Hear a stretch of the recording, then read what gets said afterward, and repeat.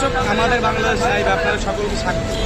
আমি এই মুহূর্তে অবস্থান করছি ঢাকা টাঙ্গাইল মহাসড়কের মেইন পয়েন্ট বাইপাই রেলে।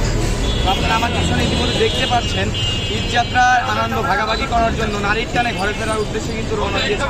আমি যদি আপনাদের একটু দেখাই যে এইখানে বর্তমান যে যানবাহনের চলাচল এটা কিন্তু খুবই সক্রিয় আছে এবং এখানে কাজ করছে নিশাজ এবং বাংলাদেশ সেনাবাহিনী সহ আরও অনেকেই।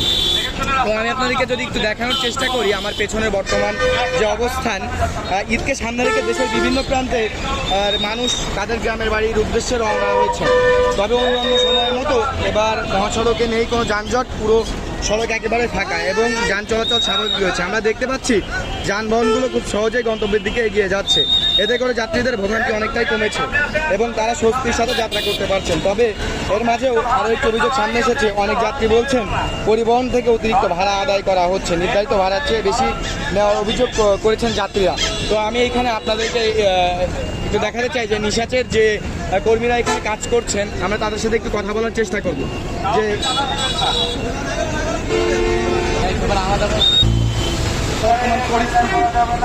ধন্যবাদ।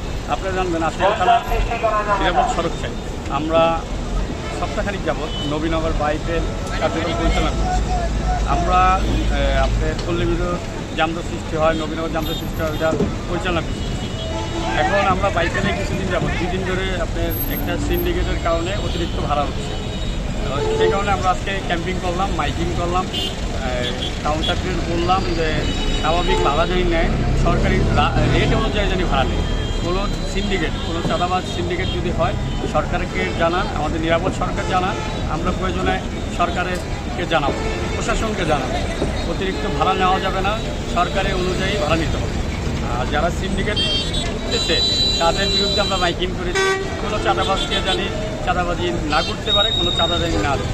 আচ্ছা, দুর্ঘটনা রোধের যে বিষয়টা, এটা নিয়ে আপনাদের কাজে আপনারা জানেন যে আমরা দুর্ঘটনা রোধের কারণে আমরা ক্যাম্পিং করেছি, রিপ্লেট বিতরণ করেছি। নিরাপদ সড়কটা আসলে থানার পক্ষ থেকে রিপ্লেট বিতরণ করেছি সবাইকে জানানোর জন্য যে এই রিপ্লেটের মাধ্যমে তারা পড়লে বুঝতে পারবে যে দুর্ঘটনা রোধটা কীভাবে করতে পারে। আর নিরাপদ সড়কটা যানজট নিরসনের কারণে আমরা প্রশাসনের পাশাপাশি ভলেন্টিয়ার হিসাবে আমরা নিরাপদ সড়কটায় প্রশাসনের সাথে একযোগে কাজ করে যাচ্ছি।